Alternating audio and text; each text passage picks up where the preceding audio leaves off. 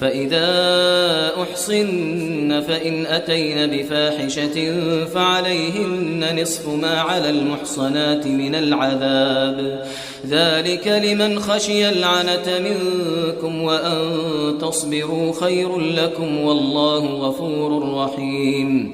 يريد الله ليبين لكم ويهديكم سنن الذين من قبلكم ويتوب عليكم، والله عليم حكيم.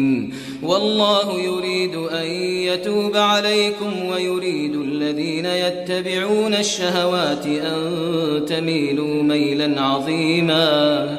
يريد الله أن يخفف عنكم وخلق الإنسان ضعيفا.